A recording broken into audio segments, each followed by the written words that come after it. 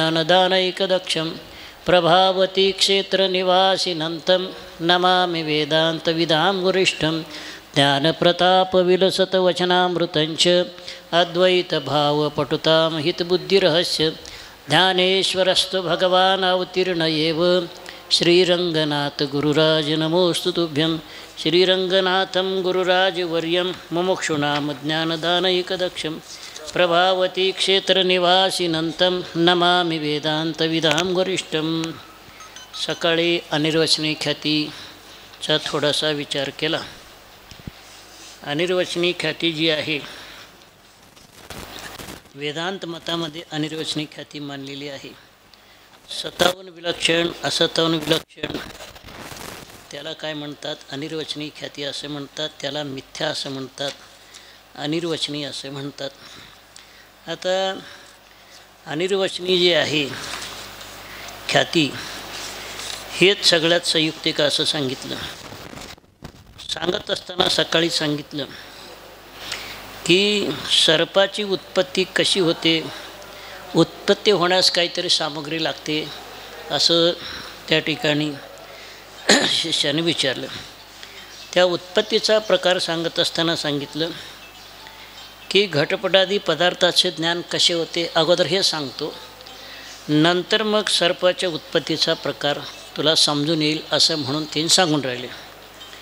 घटज्ञान कसं होतं? ज्या वेळेला अंतःकरणाची वृत्ती नेत्राद्वारा निघते, घटापर्यंत जाते, घटाशी संबंधित होऊन घटाच्या आकार होते आणि त्या आकार झालेल्या वृत्तीमध्ये चिदाभास आहे. चिदाभास हा घटाचं काय करतो? प्रकाशन करतो. मग तो प्रकाशन करतो म्हणजे त्याच्या घटरूपानं ज्ञान करून देतो. पण घटाचं ज्ञान होण्याच्या पूर्वी घटावर 2 आवरण आहेत. एक अंधकाराचं आवरण आहे, एक अज्ञानाचं आवरण आहे. अंधकाराचं आवरण प्रकाश दूर करते आणि अज्ञानाचं आवरण वृत्ती दूर करते. आणि त्या वृत्तीमध्ये असलं चिदाभास जो आहे म्हणजे चैतन्याचं प्रतिबिंब. चिदाभास म्हणजे काय? चैतन्याचं अंतःकरणात पडलेलं प्रतिबिंब. जसं आपलं आरशात आपल्या मुखाचं प्रतिबिंब पडतो, तसं त्या बुद्धीमध्ये किंवा अंतःकरणामध्ये चैतन्याचं पडलेलं प्रतिबिंब, त्याला काय म्हणतात? चिदाभास. चिद म्हणजे चेतन, आभास म्हणजे प्रतिबिंब, चैतन्याचं प्रतिबिंब. ते काय करते? ते घटाचं काय करते? प्रकाशन करते. आता ज्या वेळेला पदार्थाचं ज्ञान होत असते त्यावेळेला वृत्तीला, अंतःकरण वृत्तीला नेत्राची आणि प्रकाशाची सहाय्यता लागते. कशाची? नेत्राला कशाची? अंतःवृत्तीला कोणाची? प्रकाशाची. त्या वृत्तीस नेत्राची आणि प्रकाशाची सहाय्य लागते. कारण नेत्रवृत्ती घटापर्यंत गेल्याशिवाय घटाचं ज्ञान होतच नाही, म्हणून नेत्राची सहाय्यता. आणि प्रकाशाची सहाय्यता, त्या घटावर कोण अंधकाराचं आवरण असेल तर घटाचं प्रकाशन होत नाही. म्हणून वृत्ती काय करते? प्रकाशाची सहाय्यता घेऊन घटापर्यंत जाते आणि त्यावेळेला त्या घटावरील अंधकाराचं आवरण दूर करते प्रकाश. आणि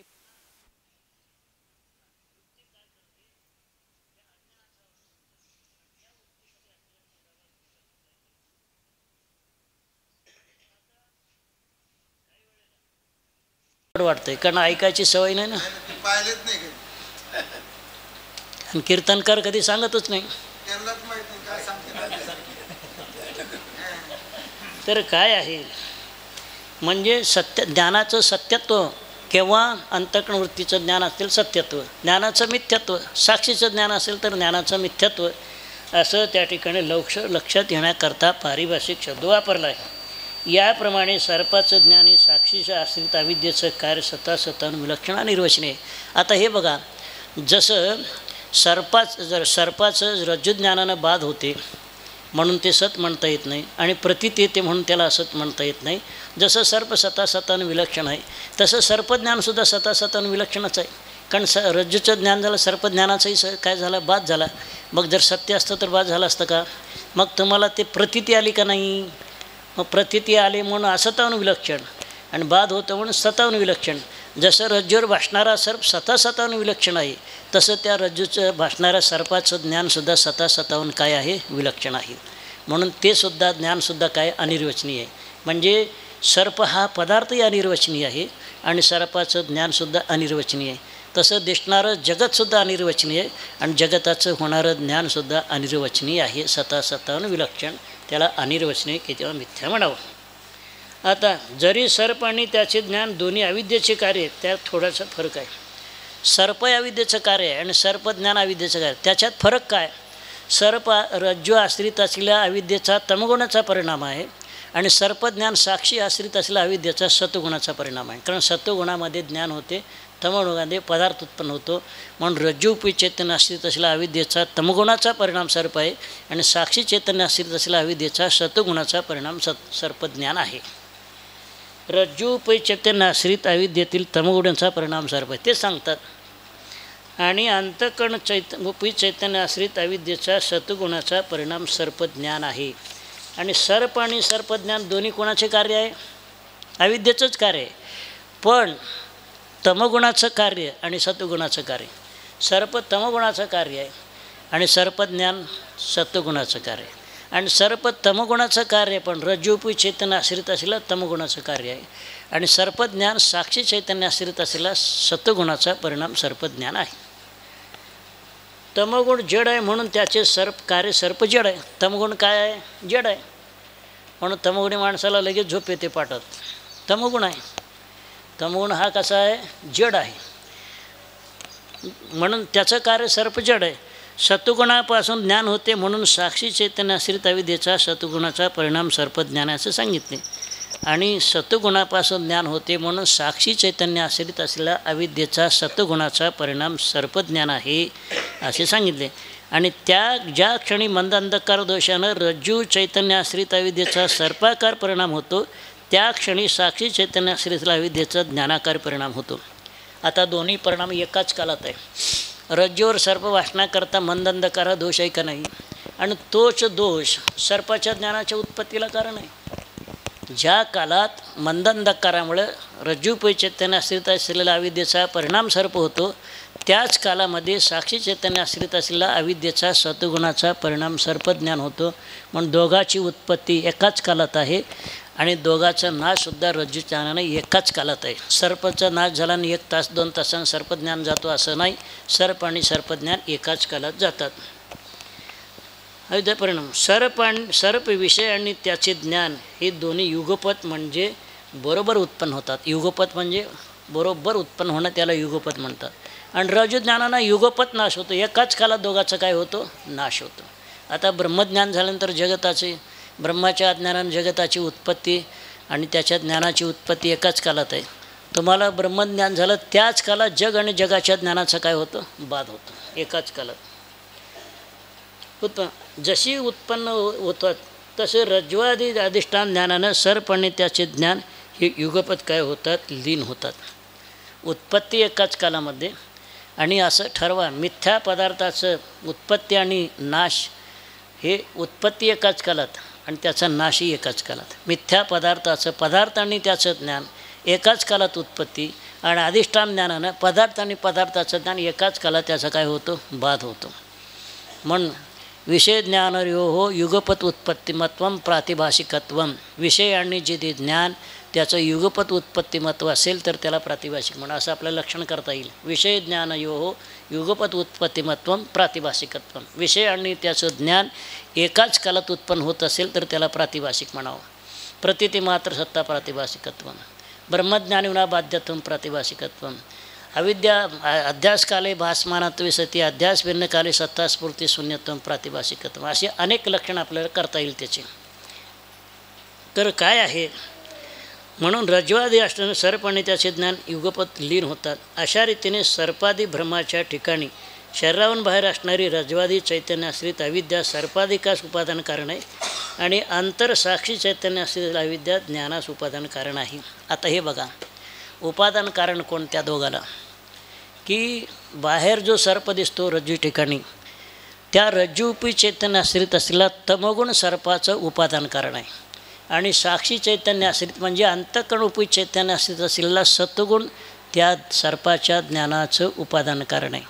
पण उपादान कारणाशिवाय कार्य राहत नाही. तुम्हाला सांगितलं, मुलाला आई कोण आहे? उपादान कारण. बाप कोण आहे? का तिला उपादान कारण का म्हणावं, निमित्त कारण का म्हणायचं नाही तिला?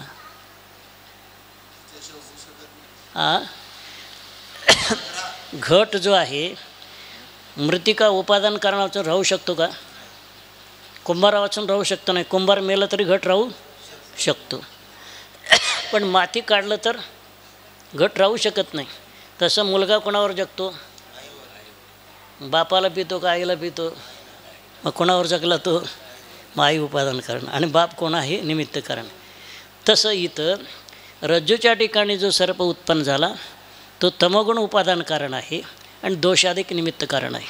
आणि साक्षी चैतन्य असलेली अविद्या त्या सर्पाच्या ज्ञानाला उपादान कारण आहे आणि दोषाधिक काय आहे? निमित्त कारण आहे. दोष निमित्त कारण आहे आणि अज्ञान काय आहे? उपादान कारण आहे. अविद्या, दोन्हीला अविद्याच उपादान कारण आहे. सर्पाला सुद्धा अविद्याच उपादान कारण आहे, सर्प ज्ञानाला सुद्धा अविद्याच उपादान कारण आहे. पण रज्जू आश्रित असलं तमगुणा उपादान कारण आहे, याला साक्षी चैतन्य आश्रितला सत्वगुण उपादान कारण आहे. हा भेद आहे दोघांमध्ये. आता आणि अंतर साक्षी चैतन्याश्री अविद्या ज्ञानासोबत ज्या कारणाचा कार्यात प्रवेश असून ज्याच्या वाचून कार्य राहत नाही त्याला उपादान कारण. उपादान कारण म्हणतात, त्याला म्हणतात कार्यात ज्याचा प्रवेश असून ज्याच्या वाचून कार्य राहत नाही त्याला उपादान कारण असं म्हणावं. आता हे बघा, घटात मृत्तिकेचा प्रवेश आहे का नाही? आणि मृत्तिके वाचून घट राहतो का? म्हणून मृत्तिका उपादान कारण आहे. कार्यात ज्याचा प्रवेश असतो, ज्याच्या वाचून कार्य राहत नाही त्याला उपादान कारण असं म्हणावं. आता तसंच रज्जूवर भासणारा जो सर्प आहे तो सर्प कोणाच्या आश्रयावर आहे? उपादान कारण अविद्येच्या आश्रय. अविद्या उपादान कारण सांगायचं आहे. अविद्या उपादान कारण आहे आणि त्याच्या आश्रयावर सर्प राहिला. आता तुम्ही बघा, रज्जूचं ज्ञान झालं, अविद्या गेली, सर्प राहतो का? मग उपादान कारणाच्या आश्रयावर कार्य राहतो का नाही? त्याच्यात प्रवेश असतो आणि त्याच्या वाचून कार्य राहत नाही. त्या अविद्येच्या सर्पात प्रवेश आहे, अविद्ये वाचून सर्प राहत नाही, पण अविद्या उपादान कारण आहे. आलं का लक्षात?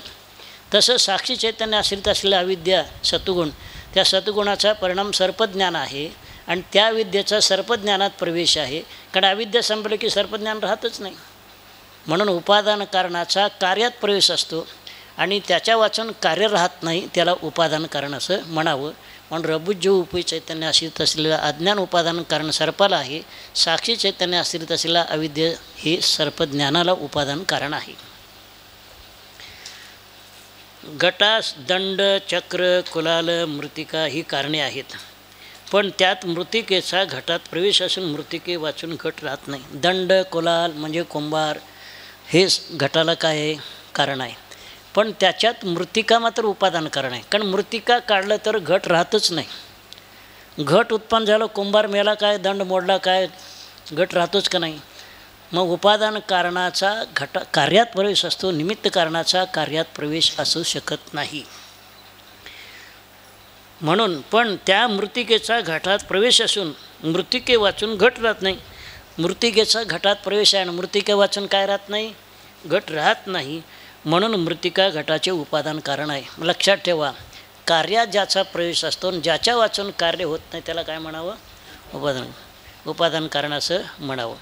आता हे बघा, हे कापडाला कापूस काय आहे? उपादान कारण आहे.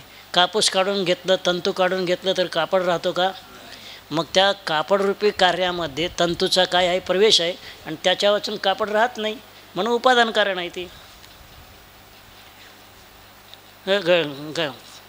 म्हणून ते निमित्त घटाच्या उत्पत्तीला मात्र कारण आहेत, म्हणून ते निमित्त कारण आहे. दंड, कुलाल, चक्र हे निमित्त कारण आहे आणि माती काय आहे? उपादान कारण आहे. जशी रज्जूपी चैतन्याश्रित अविद्येपासून सर्पाची अनिर्वचनीय उत्पत्ती सांगितली, त्याप्रमाणे साक्षी चैतन्याश्रित अविद्येपासून सर्पज्ञान अनिर्वचनीय उत्पन्न होतं. हे तुझ्या प्रश्नाचे उत्तर दिले.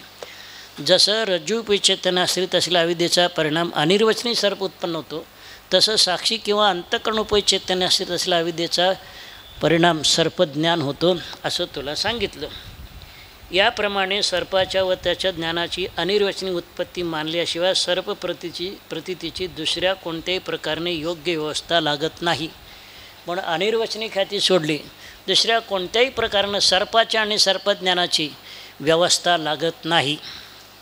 हे दुसऱ्या ख्यातीचा पुरावर विचार करून निश्चित कर. असं तो दुसऱ्या ख्यातीचा वारंवार पुन्हा विचार कर आणि त्याप्रमाणे निश्चित कर. म्हणजे किती ख्यात्या झाल्या? 6. पहिली ख्याती कोणती? असत ख्याती. दुसरी ख्याती कोणती?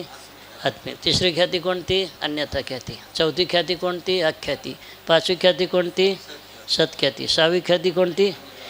व्यवस्था कोणत्या ख्यातीनं लागते? दुसऱ्या कोणत्याही ख्यातीनं व्यवस्था. म्हणून जग कसं ठरलं आता? अनिर्वचनीय मिथ्या. रज्जूवरचा सर्प कसं ठरला? अनिर्वचनीय मिथ्या. शुक्तीवरला रजत कसं ठरलं? अनिर्वचनीय मिथ्या. स्थाणूवरला पुरुष कसं ठरलं? अनिर्वचनीय मिथ्या ठरलं. असं मिथ्यात्व सांगायचं नाही. मिथ्यात्वाचा काय करायचा? निश्चय करायचा. मिथ्यात्वाचा बाद केलं की सत्य झालं. पुन्हा ते मिथ्यात्वाचा काय करायचा? निश्चय करायचा. आता अनिर्वचनीय शब्दाचे अर्थाविषयी शंका आणि समाधान. अनिर्वचनीय शब्द त्याचं शंका आणि समाधान. राजवर्यं मुमुक्षूणां ज्ञानदानैकदक्षं प्रभावती क्षेत्रनिवासिनं तं नमामि वेदान्तविदां वरिष्ठं. काल विषय असा झाला होता, ज्या वेळेला रज्जूच्या ठिकाणी सर्पाचा भ्रम किंवा स्मृतीच्या ठिकाणी रजताचा भ्रम होतो, त्यावेळेला रजताच्या उत्पत्तीचा प्रकार किंवा सर्पाच्या उत्पत्तीचा प्रकार सांगत असताना त्यांनी सांगितलं तर अंतःकरणाची वृत्ती नेत्राद्वारा निघते, रज्जू देशापर्यंत राहते. ती वृत्ती नेत असताना प्रकाशाची सहाय्यता घेऊन रज्जू देशापर्यंत जाते. त्यावेळेला रज्जूवरील आवरण अंधकाराचं आवरण प्रकाशाने निवृत्त करते आणि अज्ञानाचं आवरण वृत्ती निवृत्त करते. आणि वृत्तीमध्ये असलेला चिदाभास त्या विषयाचं काय करतो? प्रकाशन करतो. अगोदर त्याचं ज्ञान होण्याच्या अगोदर घटपटाधिकाचं ज्ञान अशा पद्धतीनं सांगितलं. मग त्यांनी शिष्याने प्रश्न विचारला, रज्जूच्या ठिकाणी सर्प आला कोठून? असं त्यांनी प्रश्न विचारला. त्यावेळेला ते सांगितलं कोठून आला नाही, तर त्या ठिकाणी रज्जूपी चैतन्य आश्रित असलेला अविद्या, ते अविद्याचा तमगुणाचा परिणाम काय आहे? सर्प आहे. आणि अंतःकरण उपी चैतन्य आश्रित म्हणजे साक्षी चैतन्य आश्रित असलेला अविद्याचा सत्वगुणाचा परिणाम सर्पज्ञान आहे. अंतःकरण उपी चैतन्य म्हणजे साक्षी चैतन्य. साक्षी चैतन्य आश्रित अविद्येचा परिणाम सर्पज्ञान आहे. म्हणून ज्ञानाला साक्षीचं ज्ञान असं म्हणतात. सर्पज्ञानाला कोणाचं ज्ञान म्हणतात? साक्षीचं ज्ञान असं म्हणतात किंवा साक्षी आश्रित असंही म्हणतात. जसा रज्जुज्ञानानं सर्पाचा बाध होतो, तसं सर्पज्ञानाचा देखील काय होतो? बाध होतो. काय झालं?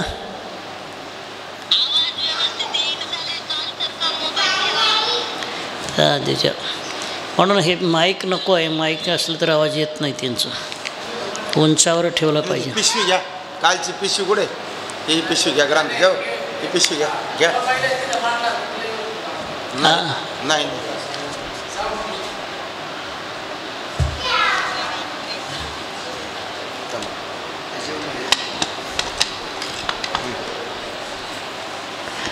आता येते का? तुम्ही थोडं जवळ बोलाय माईकच्या. हा, आता येते का? हां, तर काय आहे?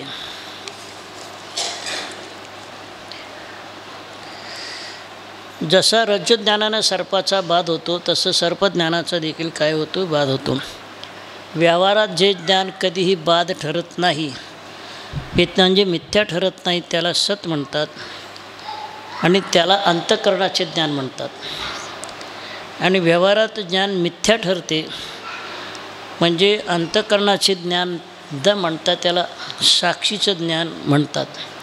आता हे बघा, रज्जूवर भासणारा जो सर्प आहे, त्या सर्पाचा रज्जुज्ञानानेच व्यवहारात बाध होतो, म्हणून त्याला साक्षीचं ज्ञान म्हणावं. पण रज्जू किंवा घटपटाधिकाचं ज्ञान ते व्यवहार काळात बाद कधी होत नाहीत, म्हणून त्याला अंतःकरणाचं ज्ञान म्हणावं. म्हणजे साक्षीचं ज्ञान वेगळं, अंतःकरणवृत्तीचं ज्ञान वेगळं.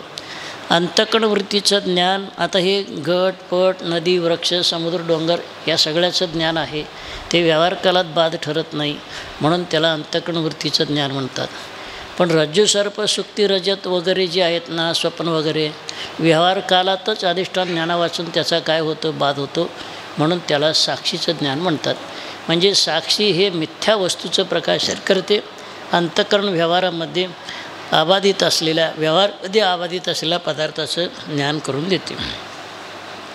असं ज्ञानाचं सत्यत्व मिथ्यात्व ठरवण्याकरता शास्त्रकारांची पारिभाषिक असा काय आहे, म्हणजे ठराविक अर्थ शास्त्रकारांनी ठरवलं आहे. याप्रमाणे सर्पाचं ज्ञान साक्षी आश्रित अविद्येचं कार्य सतासतावन विलक्षण अनिर्वचनीय आहे. जसं रज्जूच्या ठिकाणी रज्जूपै चैतन्य आश्रित असलेला अविद्येचा परिणाम सर्प सतासतावन विलक्षण आहे, तसं साक्षी चैतन्य आश्रित असलेला सर्पज्ञानसुद्धा सतासतावन काय आहे, विलक्षण आहे, अनिर्वचनीय आहे.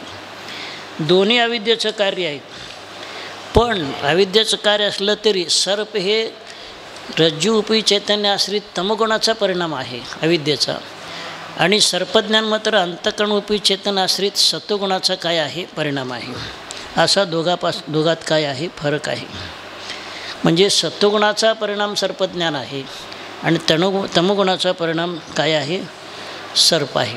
ज्या क्षणी म्हणजे दोषानं रज्जूपै चैतन्य आश्रित अविद्याचा परिणाम सर्प होतो, त्याच कालामध्ये साक्षी चैतन्य आश्रित असलेला अविद्येचा सत्वगुणाचा परिणाम सर्पज्ञान होतो.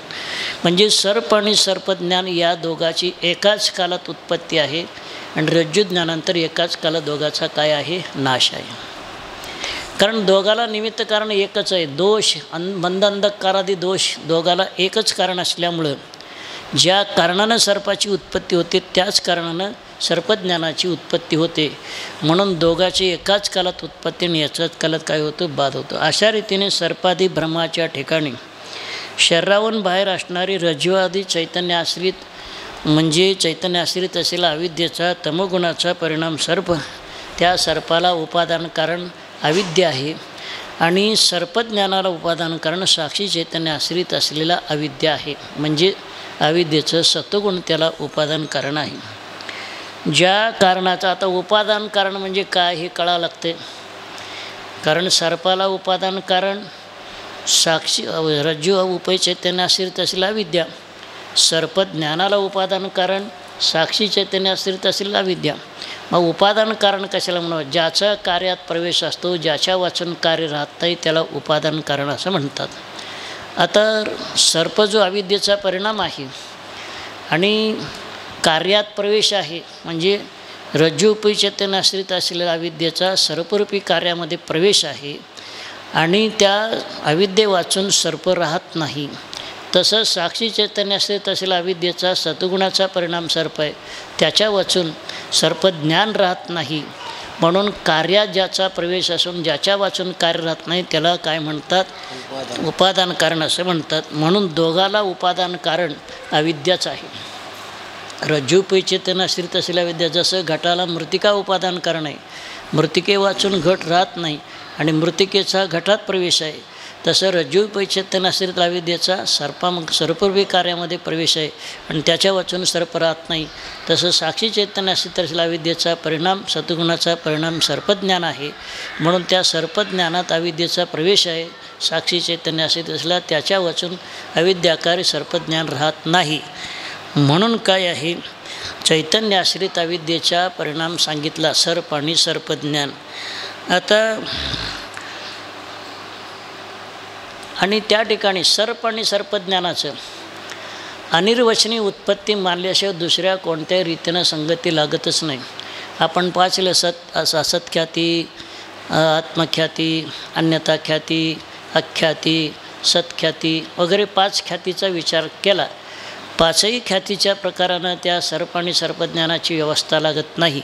पण अनिर्वचनीय ख्याती मानलं तर सर्प आणि सर्पज्ञानाची उत्तम व्यवस्था लागते, असं काल विषय झाला. अनिर्वचनीय शब्दाच्या अर्थाविषयी शंका आणि समाधान. आता अनिर्वचनीय शिष्य म्हणतो, अनिर्वचनीय म्हणजे तुम्हाला रज्जूच्या ठिकाणी सर्प किंवा सुक्तीच्या ठिकाणी रजताची उत्पत्ती होते, त्याच्याबद्दल तुम्हाला काही सांगता येत नाही असा त्याचा अर्थ झाला. निर्वचन म्हणजे कथन, अनिर्वचनीय म्हणजे कथन करता येणं शक्य नाही, कथन करण्यासारखं नाही असा त्याचा अर्थ निर्माण झाला. असं तो विचारतो बघा. महाराज अनिर्वचनीय ख्यातीचा विचार करता रजत आणि त्याचे ज्ञान हे स्वतः विलक्षण अनिर्वचनीय उत्पन्न होतात असे आपण म्हणता. शिष्य म्हणतोय भ्रमस्थली अनिर्वचनी पदार्थ आणि पदार्थाचं ज्ञान अनिर्वचनी उत्पन्न होतात असं तुम्ही म्हणता. सर्प आणि सर्पाचं ज्ञान किंवा रजत आणि रजताचं ज्ञान अनिर्वचनी उत्पन्न होतं असं म्हणता. परंतु ते मला पटत नाही. काय होत नाही? मला पटत नाही. का पटत नाही? कारण स्वतःहून विलक्षण ते असतच म्हणलं पाहिजे. तो काय म्हणतो माहिती आहे का? स्वतःहून विलक्षण असतच असते आणि असताहून विलक्षण सतच असते. तुम्ही स्वतःहून विलक्षण म्हणता, असत नाही म्हणता, असताहून विलक्षण म्हणता, सत नाही म्हणता. असं तृतीय पदार्थ नाही.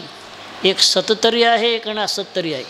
सत नाही म्हणता, असत नाही म्हणता, तिसरा पदार्थ कुठं आहे असं तो शंका करतो. पहा, स्वतःहून विलक्षण ते असतच असते म्हटले पाहिजे आणि असताहून विलक्षण ते सतच म्हणले पाहिजे.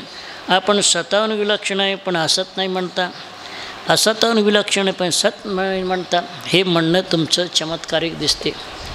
कारण स्वतःहून विलक्षण काय असते? असत. आणि असताहून विलक्षण काय असते? सत.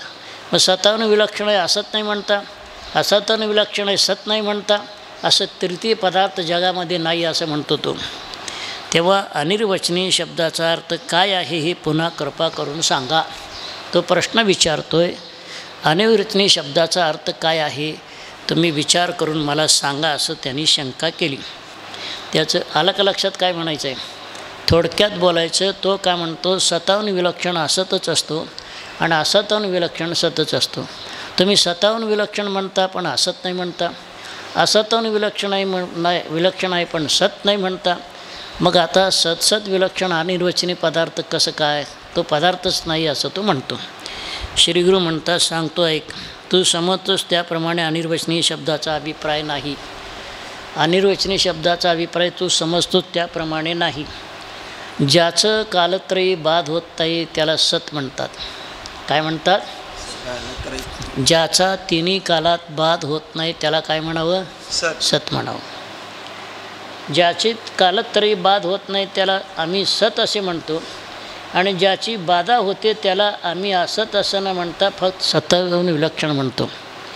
आणि ज्याचा बाद होतो त्याला आम्ही असत म्हणत नाही, असताहून विलक्षण असं म्हणतो आहे. असत न म्हणता स्वतःहून विलक्षण म्हणतो. म्हणजे काय? स्वतःहून विलक्षण कशाला म्हणतो आपण?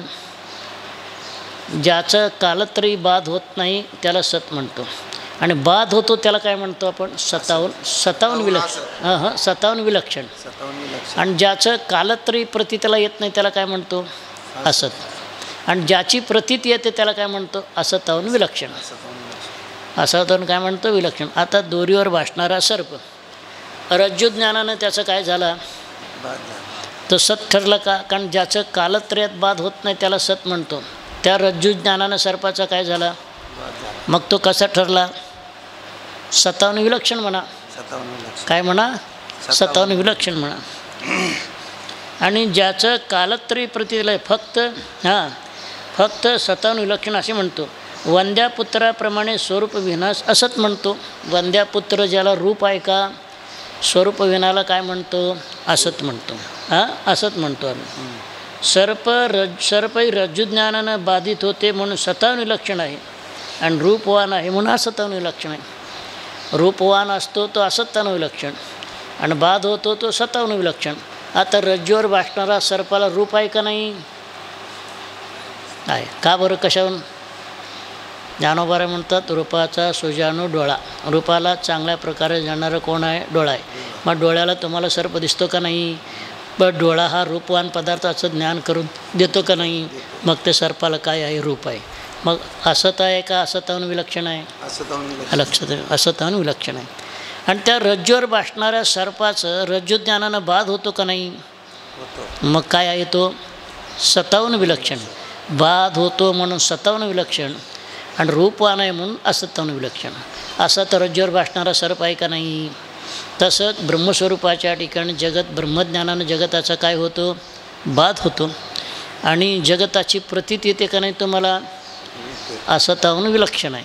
असं स्वतःहून विलक्षण त्याला काय म्हणावं? अनिर्वचनीय. पहा, सर्प रज्जुज्ञानाने बाधित होतो म्हणून स्वतःहून विलक्षण आहे आणि रूपवान आहे म्हणून असताहून विलक्षण आहे. आला का लक्षात? सत कशाला म्हणतात? ज्याचा कालत्रयी बाध होत नाही त्याला सत म्हणतात. असत कशाला म्हणतात?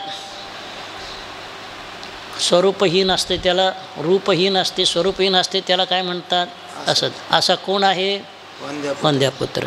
ज्याचा तिन्ही कालात बाध होत नाही असं कोण आहे? ब्रह्म. मग ब्रह्माचा तिन्ही कालात बाध होत नाही म्हणून स्वतःहून विलक्षण आहे. आणि जगाची प्रतीती येते म्हणून असताहून काय आहे? विलक्षण आहे. मग सत्सत विलक्षण असा अनिर्वचनी पदार्थ ठरला का नाही? तो म्हणला होता स्वतःहून विलक्षण असतच असतो, असताहून विलक्षण सतच असतो. श्रीगुरू म्हणतात स्वतःहून विलक्षण असत नाही, ते बाध योग्य. असताहून विलक्षण सत नाही, तो स्वरूपवान. म्हणजे बाध योग्य स्वरूपवान असं अनिर्वचनी पदार्थाचा काय झाला? अर्थ झाला. रज्जूवर भासणारा सर्व बाध योग्य आहे का नाही? कशानं बाध होतो? रज्जू ज्ञानानं. आणि त्याची प्रतीती येते का नाही? म्हणून स्वरूपवान आहे. आणि बाध योग्य स्वरूपवान त्याला म्हणावं अनिर्वचनीय. मागं काय सांगितलं होतं? स्वतःहून विलक्षण त्याला अनिर्वचनीय म्हणावं. दुसरा अर्थ असा आहे बाध योग्य आणि स्वरूपवान त्याला अनिर्वचनीय म्हणावं. रज्जूवर भासणारा सर्प बाध होतो म्हणून स्वतःहून विलक्षण आहे, आणि प्रतीती येते म्हणून असताहून विलक्षण आहे. मग सत्सत विलक्षण अनिर्वचनीय ठरला. आणि दुसरी गोष्ट, बाध योग्य आहे तो रज्जूवर भासणारा सर्प, आणि स्वरूपवान आहे म्हणून बाध योग्य आणि स्वरूपवान त्याला काय म्हणावं? अनिर्वचनीय. किंवा स्वतःहून विलक्षण त्याला काय म्हणावं? अनिर्वचनीय. किंवा मिथ्या पदार्थाला काय म्हणावं? अनिर्वचनीय. असे किती झाले? 3. स्वतःहून विलक्षण त्याला अनिर्वचनीय म्हणावं, आणि बाध योग्य आणि स्वरूपान त्याला अनिर्वचनीय म्हणावं, आणि अनिर्वचनीय मिथ्या त्याला काय म्हणावं? स्वतःहून विलक्षण, बाध योग्य आणि स्वरूपान, आणि मिथ्या वस्तूला अनिर्वचनीय, असं 3 झाले. अशा रीतीने रज्जू सर्प किंवा सुक्ती रजत स्वतःहून विलक्षण अनिर्वचनीय आहेत. रज्जू सर्प किंवा सुक्तीवर भासणारा रजत स्वतःहून विलक्षण अनिर्वचनीय आहे. तसंच चराचरात्मक दिसणारं हे जगत जे आहे स्वतःहून विलक्षण अनिर्वचनीय म्हणजे बाध योग्य आणि स्वरूपवान आहे. कसं आहे ते?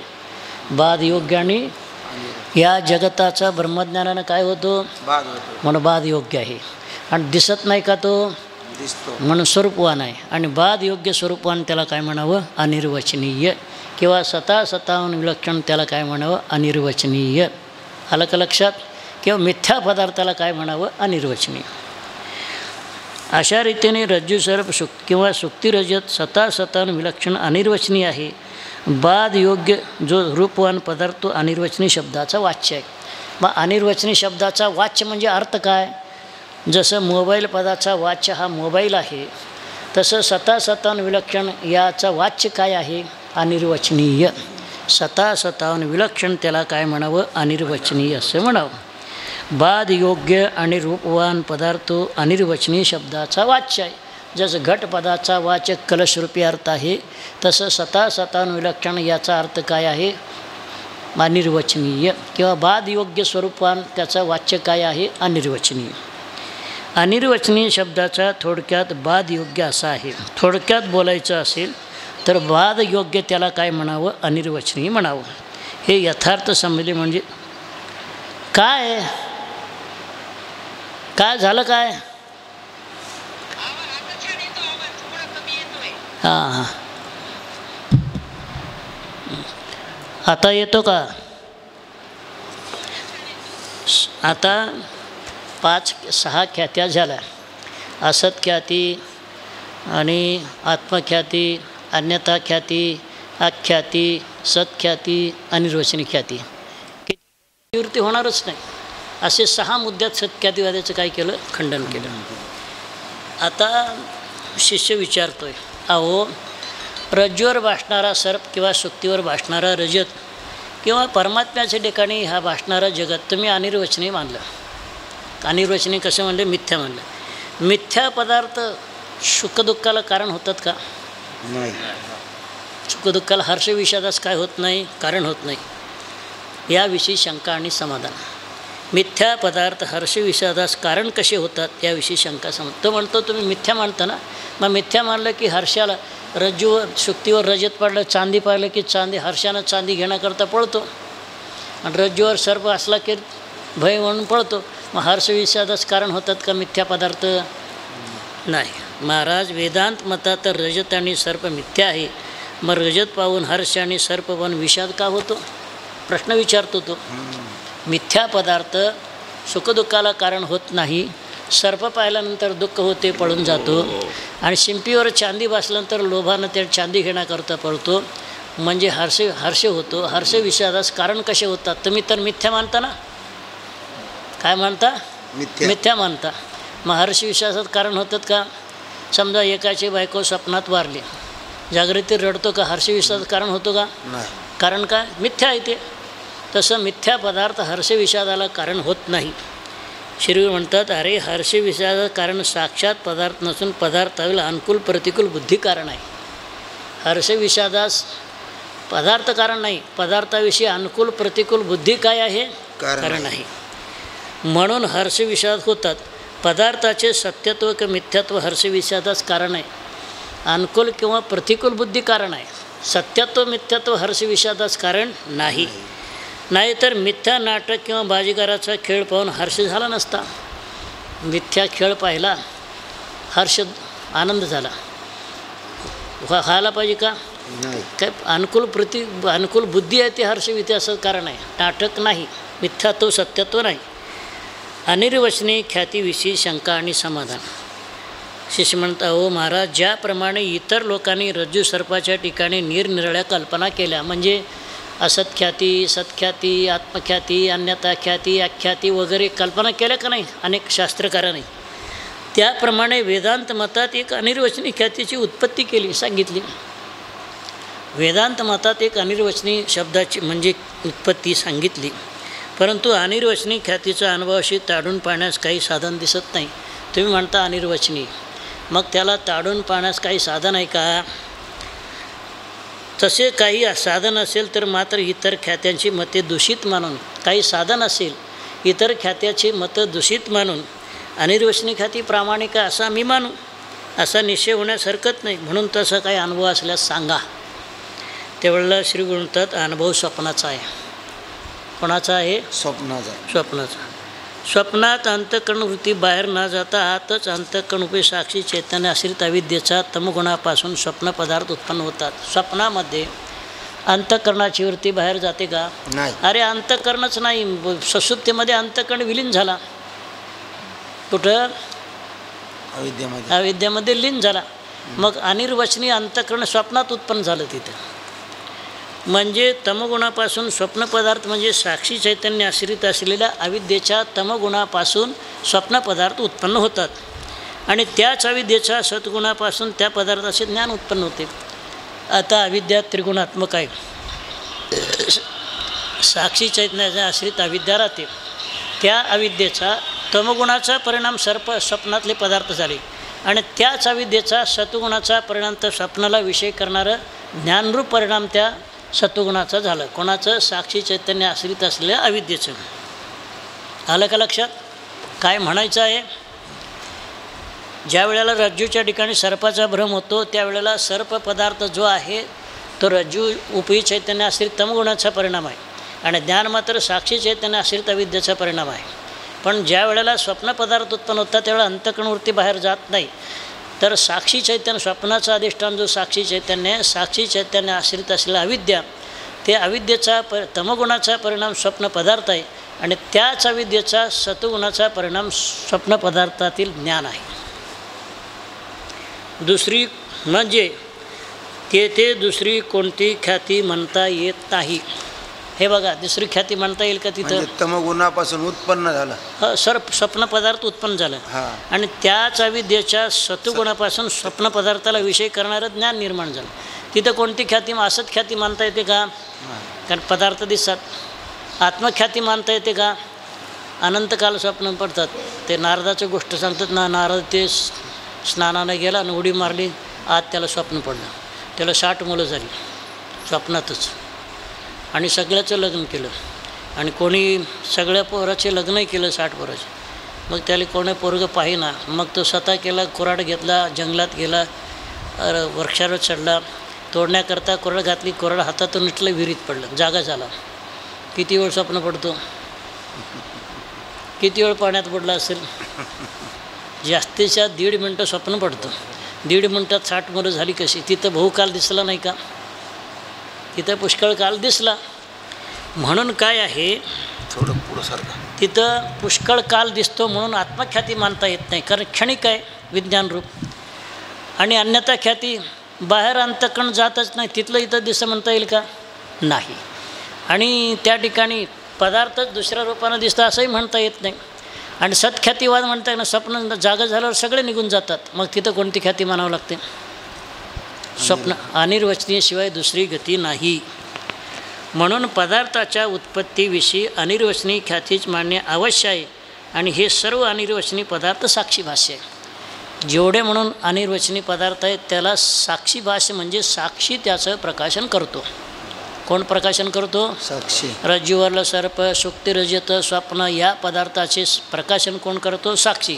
पण याचं प्रकाशन कोण करतो? प्रमाता भाष्य. कारण प्रमाता अंतःकरणवृत्तीची सहाय्यता घेऊन प्रकाशन करतो आणि साक्षी मात्र अविद्यावृत्तीचं सहाय्यता घेऊन प्रकाशन करतो, असं आहे. म्हणून साक्षी ज्या पदार्थाचे अविद्यावृत्तीनं प्रकाशन करते त्या पदार्थास साक्षी भाष्य म्हणतात. साक्षी अविद्यावृत्तीनं, साक्षी काय करतो? अविद्यावृत्तीनंही प्रकाशन करतो, अंतःकरणवृत्तीनं साक्षी प्रकाशन करतो. साक्षी मिथ्या पदार्थ स्वप्न रजताधिकाचं अविद्यावृत्तीनं प्रकाशन करतो आणि सुखदुःखाचं साक्षी अंतःकरणवृत्तीनं प्रकाशन करतो. आणि प्रमाता मात्र जो आहे तो अंतःकरणवृत्तीनंच प्रकाशन करतो, त्याला साक्षीच्या तो अविद्यावृत्तीनं प्रकाशन करीत नाही. रज्ज्वाधिकाचे ठिकाणी अनिर्वचनीय सर्प आणि त्याचं ज्ञान या दोहात भ्रम किंवा अध्यासही म्हणतात. म्हणून रज्ज्वाधिकाच्या ठिकाणी किंवा सुक्तीच्या ठिकाणी अनिर्वचनीय सर्पाधिकाणी त्याचं ज्ञान उत्पन्न होते, त्यास भ्रम किंवा अध्यासही म्हणतात. तो भ्रम अविद्येचा परिणाम आहे आणि चैतन्याचा विवर्त आहे. तो भ्रम कसा? अविद्येचा काय आहे? परिणाम आहे. आणि चैतन्याचा काय आहे? विवर्त आहे. जसं दुधाचा दही काय आहे? परिणाम. आणि अलंकार सोन्याचं काय आहे? विवर्त. कारण विवर्तात कारण नष्ट होत नाही, परिणामावर तर कारण राहत नाही. दुधापासून दही झाल्यानंतर दूध शिल्लक राहिलं का? नाही. आणि अलंकारापासून सोन्यापासून अलंकार झालं, सोनं नष्ट झालं का? विवर्तात कारण नष्ट होत नाही. आणि परिणामामध्ये ज्ञानेश्वर महाराजांनी वर्णन झालं, माझ्या विस्तारलेपणाचे नव्हे जगचे नव्हे आगवे, जसे दुधाची मुराले स्वभावे तरी तेची दही, का बीजची झाली तरू अलंकाराची भांगारू. 3 वाद आहे तिथं. दही दुधाचा ते परिणामवाद आहे, बीजाचे झाले तरू आरंभवाद आहे आणि अलंकाराचे भांगारू विवर्तवाद आहे. कोणता वाद आहे? विवर्तवाद. झाले तर आरंभवाद. हां, ते कोणाचा आहे? नैयायिकाचा. आणि सांख्याचा परिणामवाद आणि वेदांत्याचा विवर्तवाद. नैयायिकाचा आरंभवाद, सांख्याचा परिणामवाद आणि वेदांत्याचा विवर्तवाद असा आहे. म्हणून त्या दोहास भ्रम किंवा अध्यासही म्हणतात. तो भ्रम अविद्येचा परिणाम आहे आणि चैतन्याचा काय आहे? विवर्त आहे. परिणाम विवर्त्याचे लक्षण काय? शिष्य पुन्हा विचारतो, अहो परिणाम कशाला म्हणतात आणि विवर्त कशाला म्हणतात? तर त्याला असं म्हणतात, अगोदर सांगतो नंतर वाचू. उपादानाचा समान सत्तावादन असावा आणि अन्यथा रूप असावं, त्याला परिणाम असं म्हणतात. आताही बघा, दह्याला उपादान कारण कोण आहे? दूध कोणा सत्यातलं आहे? व्यावहारिक सत्यातलं. आणि दही कोणा सत्यातलं आहे? मग उपादान दुधाच्या समान सत्तावाला आहे का नाही? मग अन्यथा रूप म्हणजे दूध गोड आहे आणि दही आंबट आहे, अन्यथा रूप झालं का नाही? दूध पातळ आहे, दही घट आहे, अन्यथा रूप झालं का नाही? म्हणून दुधाचा परिणाम काय आहे? दही आहे. म्हणजे उपादान कारणाच्या समान सत्तावाला असावं, अन्यथा रूप असावं, त्याला काय म्हणतात? परिणाम. इथं दूध कोणा सत्यातलं आहे? कारण ब्रह्मज्ञाना वाचून दुधाचा काय होत नाही, बाध होत नाही. आणि ब्रह्मज्ञाना वाचून दह्याचाही बाध होत नाही. दोन्ही व्यावहारिक सत्ता आहे का नाही? मग त्याला उपादान कारण कोण आहे? दूध आहे. दुधाच्या समान सत्तावाला कोण झाला? दही. मग अन्यथा रूप म्हणजे दही गोड, दूध गोड आहे, दही आंबट आहे, अन्यथा रूप. दूध पातळ आहे, दही घट्ट आहे, अन्यथा रूप झालं का नाही? मग दुधाचा दही काय आहे? परिणाम आहे. तसं जगत मायेचा परिणाम आहे. जगत काय आहे? मायेचा परिणाम आहे. आणि चैतन्याचा काय आहे? विवर्त आहे. म्हणून जगत माया हे जगतरूपी परिणामाला माया शिल्लक राहतच नाही. राहील का? तसं ब्रह्मचैतन्याचा विवर्त जग ब्रह्मचैतन्य तशाच्या तसं राहून जगत निर्माण होत असतो. परिणाम व विवर्त याचे लक्षण. परिणाम व विवर्त या शब्दाचा अर्थ कृपा करून सांगा. शिष्य विचारतो, परिणाम कशाला म्हणतात आणि विवर्त कशाला म्हणतात? या दोघाचं आम्हाला लक्षण समजावून सांगा असं त्यांनी केलं. आता इथून निश्चयच करायचा, जग कोणाचा परिणाम आहे? मनाना मायेचा परिणाम. आणि कोणाचा विवर्त आहे? चैतन्याचा काय आहे? विवर्त आहे. विवर्त कशाला म्हणतात माहीत आहे का? अधिष्ठानाच्या विषम सत्तावाला असावं आणि अन्यथा रूप असावं, त्याला विवर्त असं म्हणतात. आणि उपादानाच्या समान सत्तावाला असावं आणि अन्यथा रूप असावं, त्याला परिणाम असं म्हणतात. आता परिणामाचं तुम्हाला सांगितलं. माया व्यावहारिक सत्तावान आहे आणि जगत व्यावहारिक सत्तावान आहे. मायाला नामरूप आहे, जगताला नामरूप आहे. अन्यथा रूप झालं का नाही? उपादानाच्या अन्यथा रूप आणि विषम सत्तावाला अन्यथा रूप झालं. समान सत्तावाला अन्यथा रूप झालं. माया व्यावहारिक आहे, जगत व्यावहारिक आहे. किंवा माया प्रातिभाषिक आहे, जगत प्रातिभाषिक आहे. आणि मायाला काही नामरूप नाही, जगताला नामरूप आहे. माया उपादान समान सत्तावाला अन्यथा रूप झालं का नाही? हे मायेचा परिणाम आहे. आणि चैतन्याचा विवर्त चैतन्य आहे पारमार्थिक आणि जगत आहे प्रातिभाषिक किंवा व्यावहारिक. मग चैतन्याचा विषम सत्तावाला झालं का नाही? अन्यथा रूप. जगताला ब्रह्माला नामरूप आहे का? नाही. जगाला नामरूप आहे, अन्यथा रूप झालं का नाही? मग अधिष्ठान विषम सत्तावाला ब्रह्म पारमार्थिक आहे, माया तत्कार जगत व्यावहारिक आहे किंवा प्रातिभाषिक आहे. मग अधिष्ठान विषम सत्तावाला झाला, अन्यथा रूप. ब्रह्माच्या ठिकाणी नामरूप नाही, जगाच्या ठिकाणी मायावर अन्यथा रूप आहे. म्हणून जगत काय आहे? मायेचा परिणाम आणि चैतन्याचा विवर्त आहे. रज्जूवर भासणारा सर्प अविद्येचं काय आहे? परिणाम आहे. आणि रज्जूरूपी चैतन्याचा विवर्त आहे. म्हणून जगत हे मायेचा परिणाम आहे आणि चैतन्याचा काय आहे? विवर्त आहे. पहा, प्रथम श्रीगुरु परिणामाचे लक्षण सांगतो. श्रीगुरु म्हणले, पहिल्यांदा तुला काय सांगतो? परिणामाचं लक्षण सांगतो. कार्यात ज्याचा प्रवेश असून ज्याच्या वाचून कार्याचे अस्तित्व राहत नाही, त्यास उपादान कारण म्हणावे. पहिला एकदा सांगितलं. कार्यात ज्याचा प्रवेश असतो, ज्याच्या वाचून कार्य राहत नाही, त्याला उपादान कारण म्हणावं. आता दही उपादान कारण आहे. दही काय आहे? त्या उपादान कारणाचं आपलं दूध उपादान कारण आहे. दुधाचा दह्यामध्ये प्रवेश आहे का नाही? आणि दुधा वाचून दही राहील का? मग दुधाचा दही काय आहे? परिणाम आहे. आणि दूध काय आहे? उपादान आहे. कारण कार्यात ज्याचा प्रवेश असून ज्याच्या वाचून कार्य राहत नाही, दुधाचाच प्रवेश काय आहे? दह्यामध्ये आहे. आणि दुधा वाचून दही राहील का? मग दूध काय आहे? उपादान कारण आहे. त्या उपादानाच्या समान सत्तावाला दही आहे. कारण उपादान दूध व्यावहारिक आहे आणि दही व्यावहारिक आहे. मग उपादानाच्या समान सत्तावाला झालं का नाही? आणि दुधाला काय आहे? गोडपणा आहे, दह्याला आंबटपणा आहे. दूध पातळ आहे, दही घट्ट आहे. अन्यथा रूप झालं का नाही? म्हणून दही दुधाचा काय आहे? परिणाम आहे. उपादानाचे प्रथम परिणामाचे लक्षण सांगतो. कार्या ज्याचा प्रवेश असून ज्याच्या वाचून कार्याचे अस्तित्व राहत नाही, त्याला उपादान कारण म्हणावे. मागे असं सांगितलं. म्हणून उपादानाच्या समान सत्तावान आणि अन्यथा रूप तो परिणाम. परिणामाचं लक्षण काय? बोलत जावं. समान सत्यवान. कोणाचा? उपादानाचा समान सत्यवान आणि अन्यथा रूप. मग उपादान कोण? उपादान दूध. उपादानाचा समान सत्तावाला कोण? दही. आणि अन्यथा रूप काय? दही आंबट आहे, दूध गोड आहे. दूध पातळ आहे, दही घट्ट आहे. अन्यथा रूप म्हणजे दुधाचा परिणाम काय आहे? दही आहे. तसं इथं सिद्धांतात माया व्यावहारिक सत्तावान आणि जगत व्यावहारिक सत्तावान. मग माया उपादानाच्या समान सत्तावाला जग झालं का नाही? झालं. मग मायेमध्ये नामरूप आहे का? नाही. मग जगतामध्ये नामरूप आहे. मग उपादानाचं अन्यथा रूप झालं का नाही? म्हणून मायेचा परिणाम काय आहे? जगत आहे. याचे स्पष्टीकरण समजो काही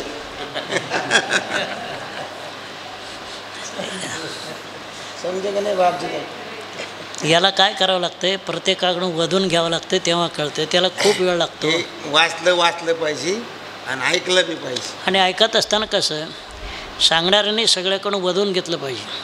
आम्ही काय करतो, सगळ्याकडून वधून घेतो, पुढं असंच जात नाही. परिणामाचं लक्षण मग सांगा, प्रत्येकाला विचारायचं. उपादान म्हणजे काय, त्याचा समान सत्तावाला कोण, अन्यथा रूप म्हणजे काय, उपादानात रूप नामरूप नाही पण त्याच्या कार्यात नामरूप आहे, असं सगळ्याकडून वधून घेतो. त्यावेळेलाच कळते. माती घटाचे उपादान कारण आहे समजून देतात. आणि मातीमध्ये आणि घटामध्ये पृथ्वीत्व व्यावहारिकत्व समानच आहे. मातीमध्ये पृथ्वीत्व आहे आणि घटामध्ये पृथ्वीत्व आहे. अधिष्ठान समान सत्तावाला उपादानाच्या समान सत्तावाला झाला का नाही. आणि दुसरं मातीमध्ये व्यावहारिकत्व घाटामध्ये व्यावहारिकत्व आहे. हे उपादानाच्या समान सत्तावाला झाला आहे का नाही, सारखंच आहे. आणि उपादान मृत्तिकेच्या रूपात अन्यथा म्हणजे घट निराळ्या रूपाचं आहे. निराळ्या रूपाचं कसं, घटाला नामरूप आहे, घट हे नाम आणि पोट मोठं गळा बारीक हे त्याचं काय आहे, रूप आहे. मान्यता रूप नाही का. मातीला काय रूप आहे का, नाही. उपादानाच्या समान सत्तावाला अन्यता रूप झालं का नाही. दुसरं काय विलक्षणता अन्यता रूप, मातीत पाणी आणता येते का, घटामध्ये आणता येते. मान्यता रूप झालं का नाही. म्हणून उपादानाच्या समान सत्तावाला अन्यता रूप त्याला काय म्हणावं, परिणाम. माती आणि घटामध्ये पृथ्वीत्व व्यावहारिकत्व समान आहे. मातीमध्ये पृथ्वीत्व आहे, व्यावहारिकत्व आहे. घटामध्ये पृथ्वीत्व आहे, व्यावहारिकत्व आहे. उपादानाच्या समान सत्तावाला झालं का नाही. आणि उपादान मृत्तिकेच्या रूपाहून अन्यथा म्हणजे घट निराळ्या रूपाचा आहे. मृत्तिकेहून अन्यथा रूप म्हणजे घट निराळ्या रूपाचा आहे. कारण मृत्तिकेला नामरूप नाही, घटाला नामरूप आहे, म्हणजे घट निराळ्या रूपाचा आहे. म्हणून मृत्तिकेचा परिणाम घट आहे. म्हणून घट काय, मृत्तिकेचा काय आहे, परिणाम आहे. आता विवरार्थाचे लक्षण सांगतो ते उद्या. पुंडलिक वरदा.